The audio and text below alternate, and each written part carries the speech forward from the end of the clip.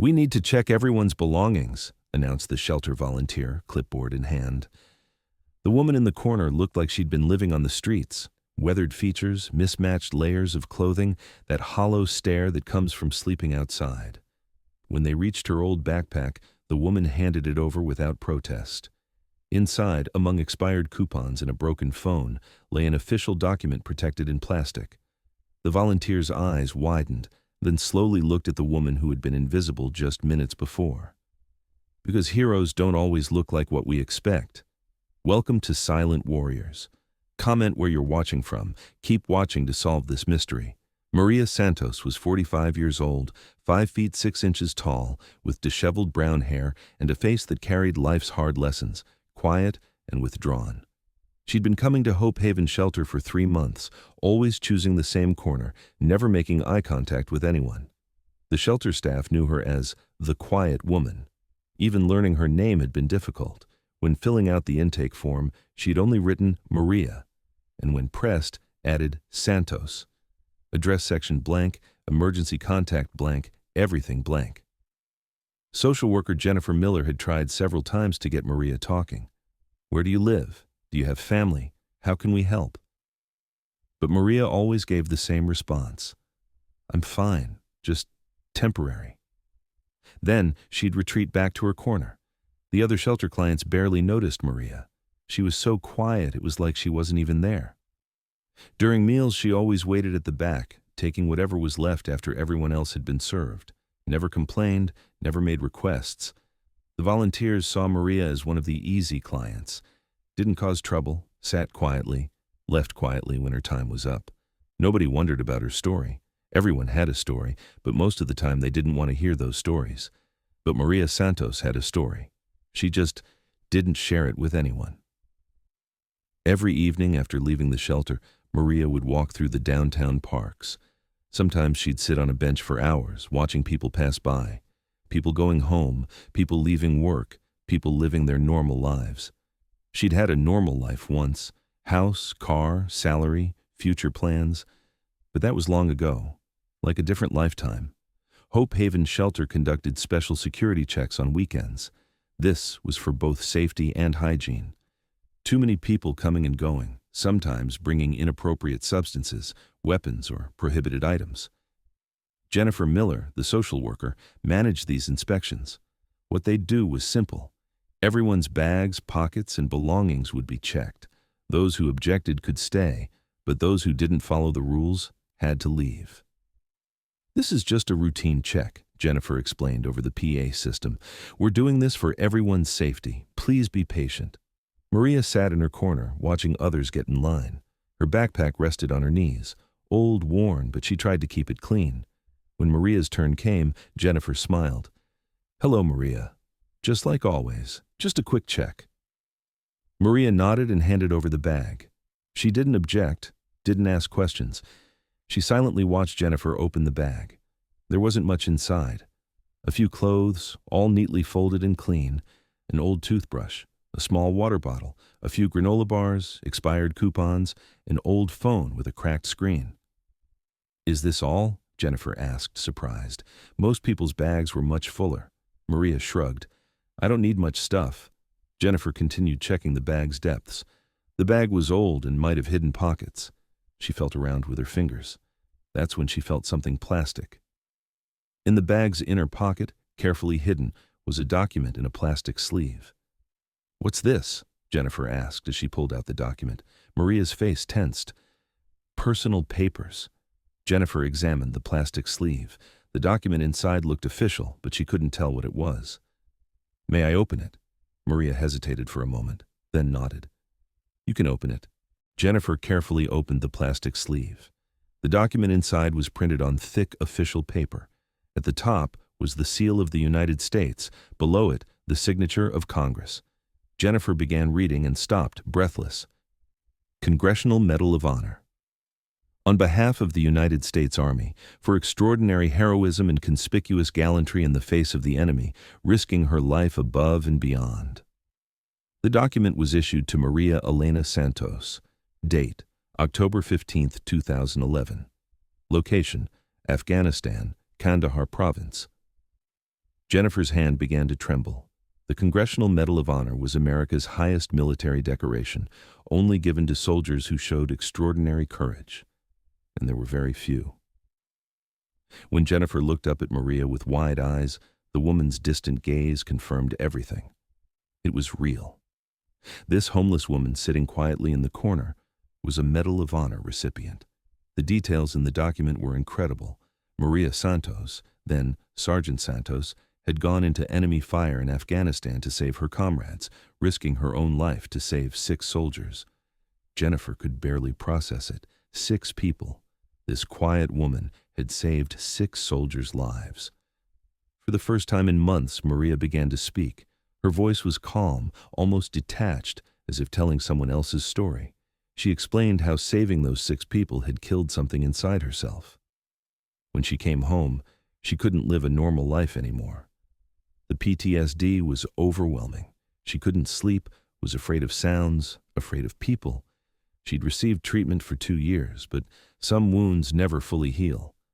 Her family had expected her to return as a hero, but she didn't feel like one. She was just someone who survived, carrying the crushing guilt of survival. The logic was painful in its simplicity.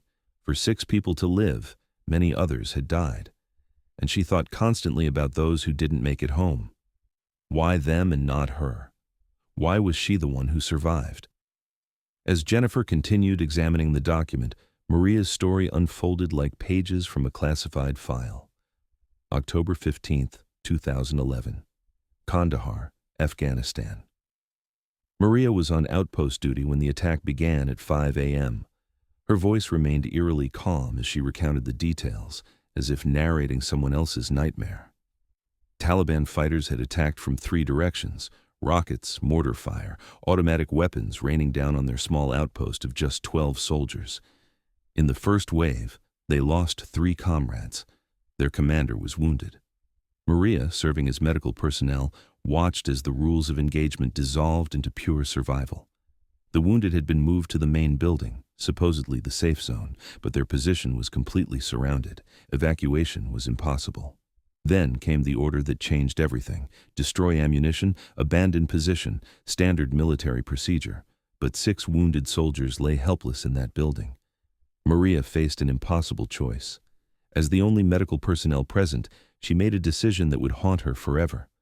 While her unit retreated to safety, she stayed behind with the wounded, alone against overwhelming enemy forces. For 3 hours, she fought with everything she could find. When ammunition ran out, she used grenades. When those were gone, she faced the ultimate decision. The fuel depot nearby offered one last, desperate option. The explosion that followed flipped their rescue vehicle, but all 6 wounded soldiers made it out alive. They went home to their families.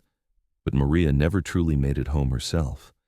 The memories of that night, the sounds, the choices, the faces of those who didn't survive, followed her back to American soil like invisible shrapnel embedded too deep to remove. Jennifer stood up, still processing the magnitude of what she'd discovered. This wasn't just any veteran. This was a Medal of Honor recipient, one of America's highest decorated heroes, living anonymously in their shelter. But when Jennifer suggested that people should know about Maria's service, the response was immediate and firm.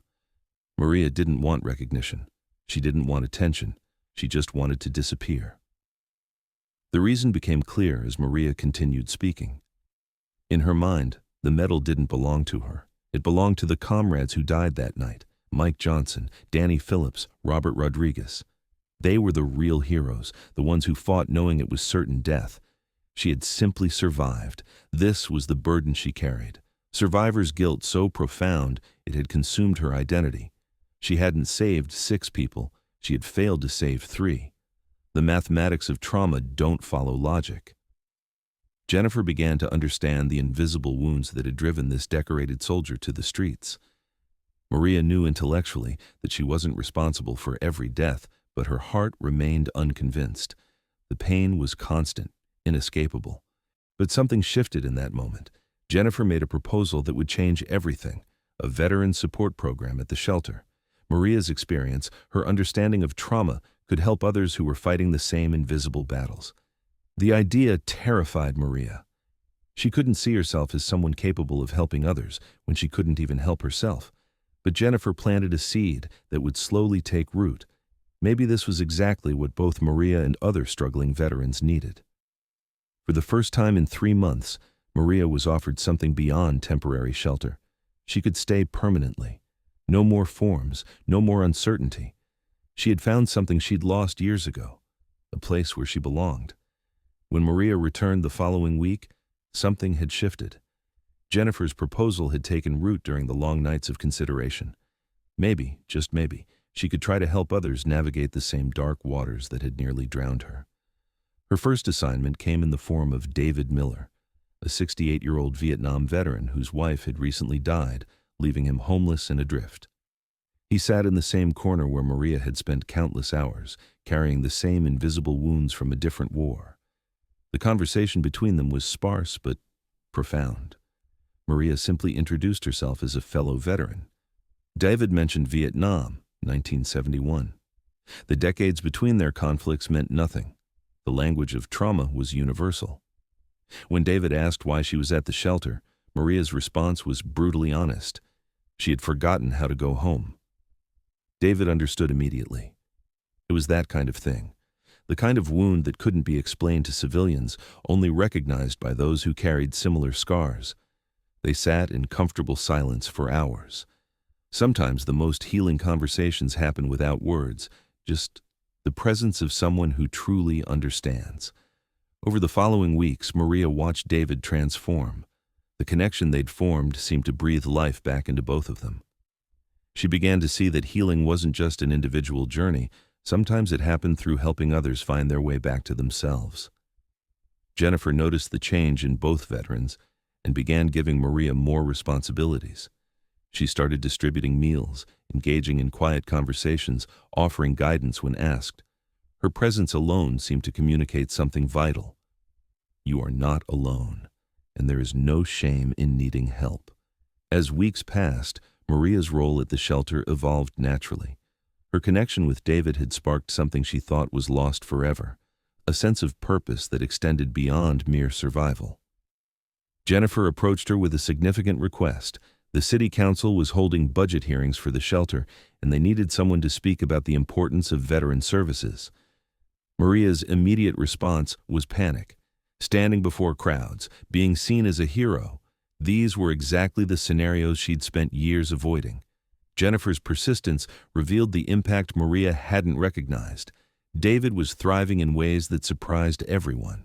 He was talking, laughing, making plans for the future. And he wasn't alone. Other veterans had begun gravitating toward Maria, drawn by her quiet understanding and absence of judgment. The revelation was transformative. While Maria had saved 6 soldiers in Afghanistan, she was now saving dozens more in a completely different way. Her healing wasn't just personal anymore. It had become a bridge for others to find their own way back from the darkness. The proposal carried weight beyond Maria's comfort zone. Her story could secure funding that would help countless veterans, but it meant exposing herself, becoming visible again, risking the anonymity that had become her protection. The decision would force her to confront a fundamental question. Was her need for invisibility more important than her ability to help others? The answer would determine not just her future, but the future of every veteran who might walk through the shelter doors. The day of the city council meeting arrived with the weight of hundreds of potential futures hanging in the balance. Maria's hands trembled as she approached the podium, but her voice remained steady when she began to speak. She made a deliberate choice about her narrative. No mention of medals or wars or personal heroics. Instead, she told the story of David, a 68-year-old man who had found hope again because someone understood his invisible wounds. Her speech was simple but profound. She described the shelter not as a building or a service, but as a family where understanding replaced judgment, where veterans could heal together. She emphasized the fundamental truth that civilians often missed. Veterans weren't heroes in need of worship, they were humans in need of help. The standing ovation that followed wasn't what mattered to Maria. What mattered was David's smile from the audience, the visible proof that healing was possible, that broken people could be part of fixing other broken people. The city council didn't just approve the veteran program's budget, they doubled it. But more importantly, they had witnessed something that couldn't be quantified in funding reports: the power of shared experience to transform lives. That night, as Maria returned to what was now officially her home, she reflected on the transformation that had taken place. The Medal of Honor document in her backpack no longer felt like evidence of shame or failure. It had become what it was always meant to be: a symbol of responsibility to others. Maria Santos was no longer homeless, but more importantly, she was no longer invisible. She had found her way home not by returning to her past, but by helping others find their futures. Sometimes the greatest heroism isn't the dramatic act that earns recognition. It's the quiet decision to get back up and help others do the same. The shelter had gained more than a veteran coordinator. It had found proof that healing is possible, that heroes come in unexpected forms, and that sometimes the people who need help the most are exactly the people best equipped to provide it. Comment honor if you believe veterans should be reintegrated into society. Subscribe to Silent Warriors to continue stories of hidden heroes.